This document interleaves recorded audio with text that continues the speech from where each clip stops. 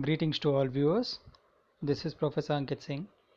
In my previous lecture, we were discussing various cross-sectional elements on the roads.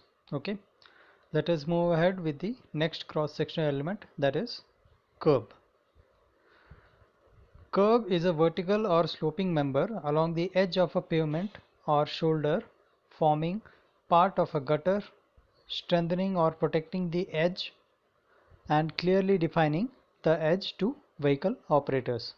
Okay, so a curb is placed at the edge of the road, okay, or edge of the carriageway. So this element here is the curb. Now these curbs can be placed at medians or they can be placed at the shoulder edges. Okay, the functions of curbs are to facilitate and control drainage. Okay, here by drainage we mean drainage of water. Okay, so with the help of these curbs we can drain the water in the longitudinal direction. Okay, this acts as a barrier, and then when we provide longitudinal drains under the curbs, then these curbs help to drain out that water.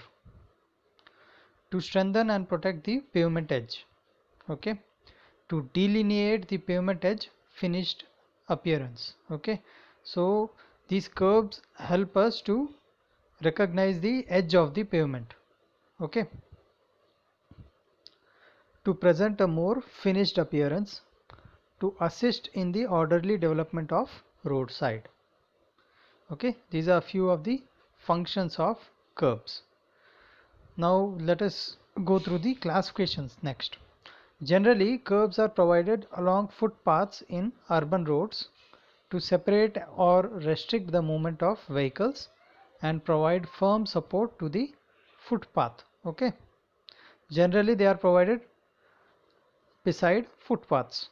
Okay, they separate the carriageway to the footpath. About 100 to 200 mm depth of curbs are constructed at carriageway edges. Okay, so the depth of the curbs can vary from 100 to 200 mm. Based on their function, curbs are classified as mountable type, semi-barrier type, barrier type and submerged type curbs. Okay, so there are 4 types of classification given for curbs. Okay, so let us see the first classification, low or mountable curbs. Okay, this is the diagram for that. This type of curbs are provided such that they encourage the traffic to remain in the through traffic lanes and also allow the driver to enter the shoulder area with little difficulty. Okay, so this type of carriageway, this type of curb, that is mountable curb, allows a vehicle to come on to the shoulder or footpath in some cases with a little difficulty. Okay, so the height is 10 centimeter and the surface is curved, so the vehicle can come to the other side from the carriageway. Okay, the height of the curb is about 10 centimeter above the pavement edge with a slope which allows the vehicle to climb easily. This is usually provided at medians and channelizing schemes and also helps in longitudinal drainage. Okay, so this is the first type of curb. Second type is semi barrier type. Okay, so this is a cross sectional diagram for it, and the height or depth is 15 centimeters. Okay, semi barrier type curbs. When the pedestrian traffic is high, these curbs are provided. Their height is 15 centimeters above the pavement edge. This type of curb prevents encroachment of parking vehicles. But at acute emergency, it is possible to drive over this curb with some difficulty. Okay, so this type of curve provides some resistance to encroachment, okay, of the vehicles, but in case of emergency there is still chances that the vehicle can cross over this curb. Okay, only due only at emergencies the vehicle can cross over this curb. Okay. The third type of curb is barrier type, in which the height is 20 centimeters and the slope is a one-sided slope of 1:4. Okay. They are designed to discourage vehicles from leaving the pavement. They are provided when there is considerable amount of pedestrian traffic. They are placed at a height of 20 centimeters above the pavement edge with a steep batter. Okay, so now these type of curbs are provided where the pedestrian traffic is high. Okay, so we need to ensure their safety, and hence the vehicles cannot cross over this type of curb. Okay, since the height is more and the slope is not feasible for vehicles to climb over. Okay, so this is the third type of curb, that is barrier type. The fourth type is submerged curb. Okay, you can see this in this diagram. Now this type of curb is not on top of the carriageway but underground. Okay, they are used in rural roads. The curbs are provided at pavement edges between the pavement edge and the shoulders. They provide lateral confinement and stability to the pavement. Now this type of curbs are used to provide stability to the carriageway. Okay, since the type of curbs are present on both sides of the carriageway, they will provide stability.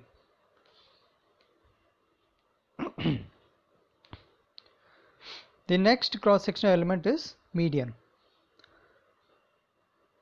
Median is the longitudinal space separating dual carriageways. Okay, all of you might have seen this. Now this is here is a median. Okay, it is separating two carriageways here. What are its functions? The functions of median are to separate the opposing streams of traffic, to minimize headlight glare, to include space of safe operation of crossing turning vehicles at intersections. Okay, so it separates the opposite traffic, it reduces the glare. Okay, glare is nothing but the reflected light on the pavement surface. Okay, and the light from the opposing traffic that hits our eyes when we are driving. Okay, now when the lanes are separated by a median, then we won't get any glare into our eyes.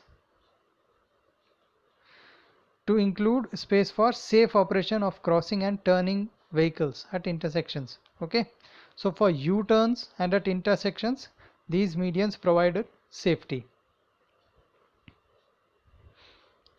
Indian practice is to provide a minimum width of 5 meters for rural highways, which is relaxed to 3 meters in restricted conditions. Okay, so the desirable width of median is 5 meters and the restricted or minimum width is 3 meters. Now for urban situations, now this was for rural roads. For urban situations, a width of 5 meter is desirable and the minimum width required is 1.2 meters. Okay, now the American practice is to have a minimum of 1.2 meters and a greater value of 18.3 meters or more for rural highways. Medians should be designed in such a manner that even if the wheels of a vehicle encroach the part of the median, no part of vehicle body should be damaged. Okay, so these medians should be designed in such a way that when the vehicles, if in case they touch the boundary of the median, then there should be no damage caused to the vehicle. The next cross-sectional element is shoulders. Shoulder is a portion of roadway contiguous with the traveled way and is intended for accommodation of stopped vehicles, emergency use and lateral support of base and surface courses. Okay, now where is this shoulder present? The shoulder is present at the edge of the carriageway, right beside the carriageway. This portion is the shoulder. Okay, now the shoulder provides stability to the road and also acts as a emergency lane in case of any vehicle breakdown. Okay, Shoulders are provided on either side of the road pavement and they serve the following purposes. Now what are the purposes? Why are we providing shoulders? They provide lateral support to pavement layers. Okay. They provide space for pedestrians and slow moving vehicles. They help to drain out the surface water from the pavement. Okay. Now when we provide slopes on both the side of the carriageway, the slope provided at the carriageway is less as compared to the shoulders. Okay, so the shoulders will have higher slope.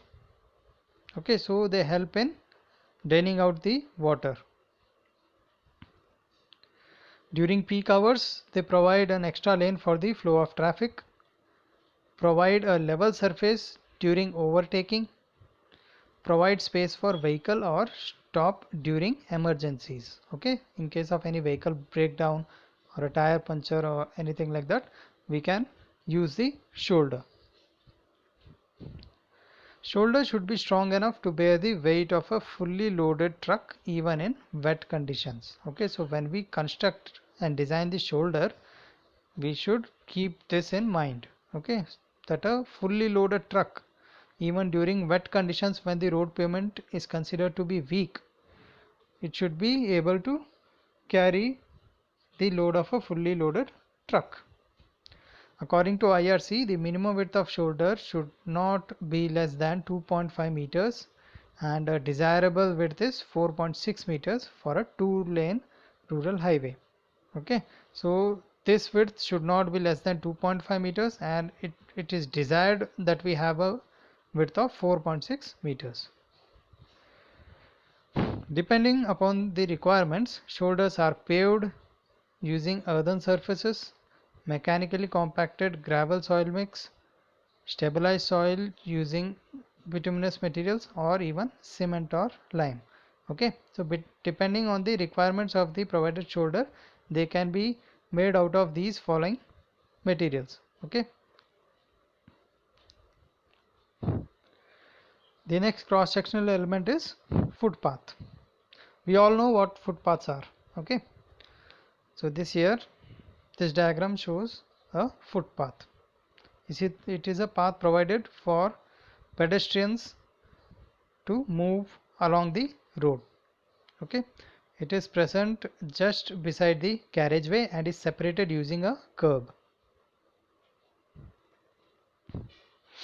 Footpaths are exclusive right of way to pedestrians, especially in urban areas.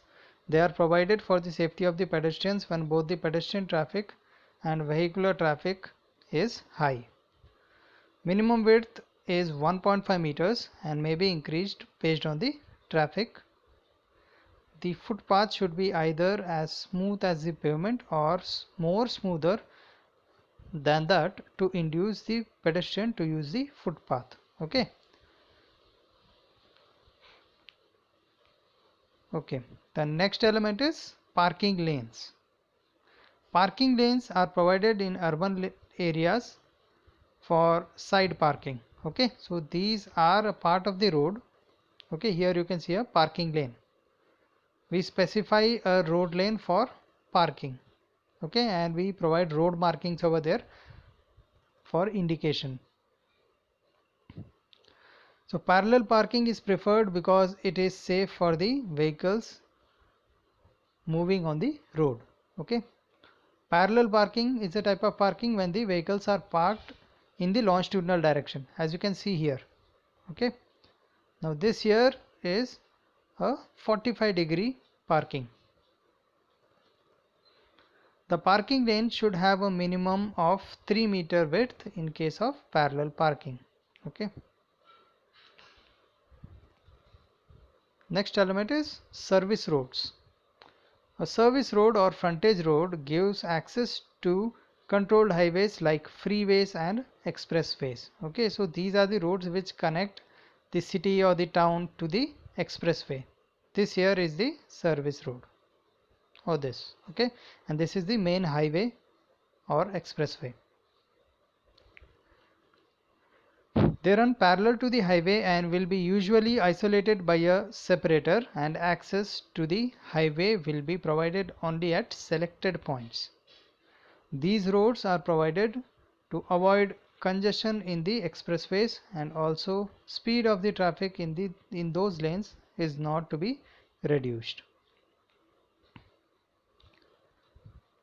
Okay, the next element is cycle track.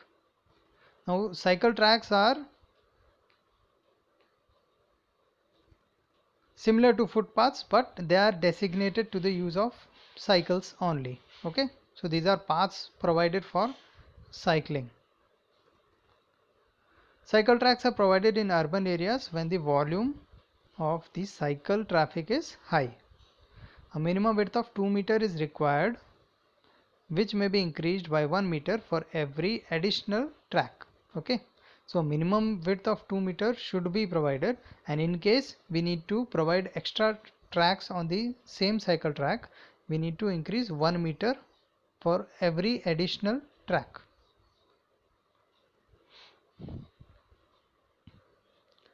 Next element is driveway. Driveways are roads providing access to abutting property owners and utilities. Okay, an important example is the access road to a petrol filling facility. Now this here is a main road. Now if this here is a petrol pump, then the road connecting the main road to the petrol pump or a bus stand maybe is known as a driveway. And okay, the geometrics of a highway can have profound influence on the traffic flow, safety of travel on the through road. Okay, this is why we need to design a driveway properly. Okay, using all the safety geometrical elements in consideration. The entrance and exit should be wide with easy curves. Okay, so this is the entrance and this is the exit. Now they should be provided with easy curves here. Okay, they should not be sharp edged, they should be curved. The layout suggested by IRC for motor fuel filling station is given below. Okay, this is an example. The next element is width of formation. Okay, the width of formation or roadway width is the sum of the widths of pavements or carriageway including separators and shoulders. Okay, so here this total width is the formation width, which includes the carriageway width and the shoulders, or even if medians are provided, then that width is also added. This does not include the extra land in formation or cutting. The value suggested by the IRC are given below. So now the Indian Road Congress suggests a few standards for the roadway width based on the type of road. Okay, and the type of terrain. Okay, if the terrain is plain and rolling, then some standards are provided. Then for mountainous and steep, different standards are provided. Okay, for NH under plain and rolling terrain, 12 meter road width is a minimum to be provided. For MDR it should be 9 meters minimum. For ODR 7.5 to 9. For village roads 7.5 meters minimum. Okay, similarly there are standards provided for mountainous and steep terrains. So next is right of way. Now ROW or land width is the width of land acquired for the road along its alignment. Okay, so now this is the actual land that we acquire after the fixing of the alignment. Okay, so we learned about alignment and the surveys carried to fix the alignment in the first module. Okay, now after the alignment is fixed, we need to acquire the land for the road. Now what is the width of the land that we need to acquire? That is nothing but right of way. Okay, it should be adequate to accommodate all the cross-sectional elements of the highway and may reasonably provide for future development. To prevent ribbon development along the highways, control lines and building lines may be provided. Okay, now all of this in total is nothing but the road land width or the right of way.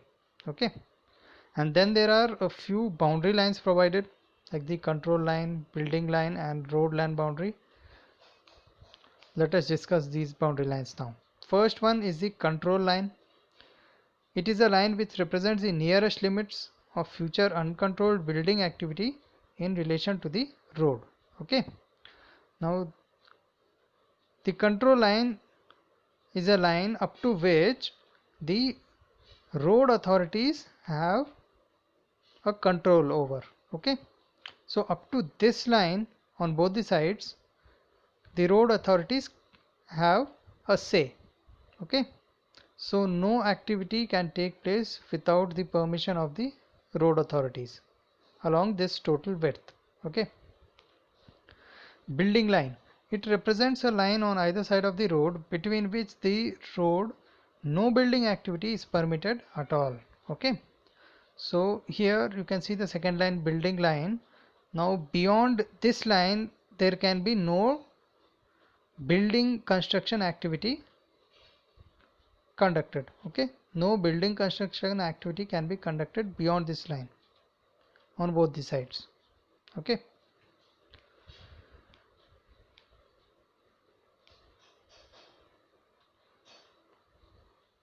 And the road land boundary here is the boundary up to which the actual construction of roads is conducted.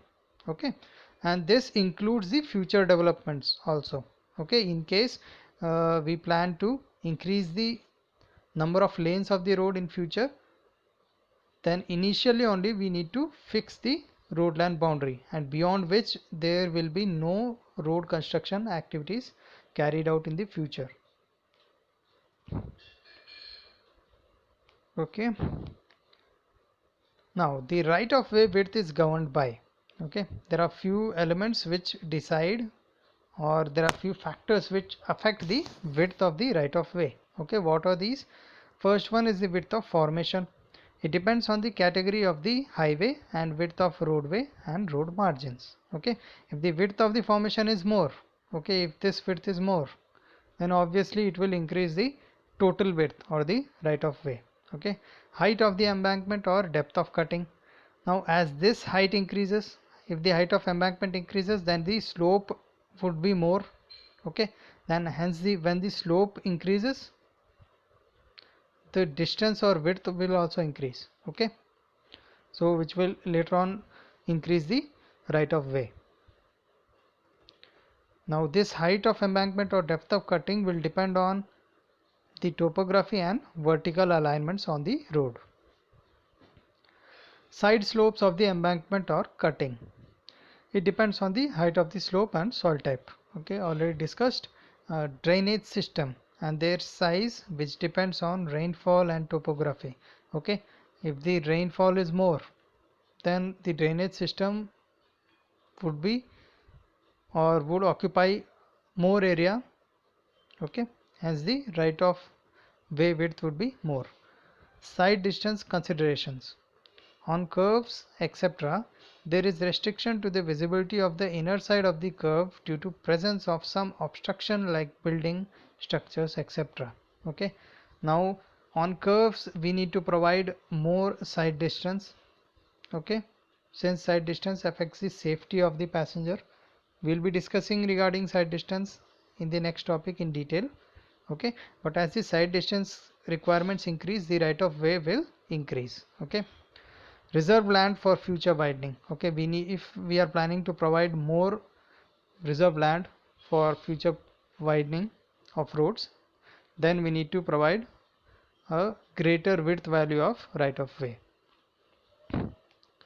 Now the right of way or road width values as provided by IRC, the standard values are given here. Okay, they are also given on the basis of types of terrain. For planing and rolling terrains there are different values, and for mountainous and steep terrains there are different values. Okay, now these again are different for types of roads, and also for rural areas or open areas they are different, and for city, urban or built up areas they are different. Okay, now all these widths are in meters. Now next, these are a few cross sections that we need to practice. Okay, you need to draw these cross section elements. Okay, these are important from exam point of view. A question might be asked on these. Okay, you might be asked to draw any one of these cross section elements, like draw the cross section of village road or ODR in embankment in rural area. In that case, you are required to draw this cross section. Similarly, cross section of major district road in cutting in rural areas. This one, cross sectional of national highway or state highway in rural areas. Cross section of two-lane city road in built-up area. This one. And cross section of divided highway in urban area. Okay, among all these cross sections, the most frequently asked question is to draw a cross section of divided highway in urban area. So this one is important. Okay, you need to remember all these width values and all the elements mentioned here. Okay. Okay, so we will continue with the further geometric elements in the next class. Thank you.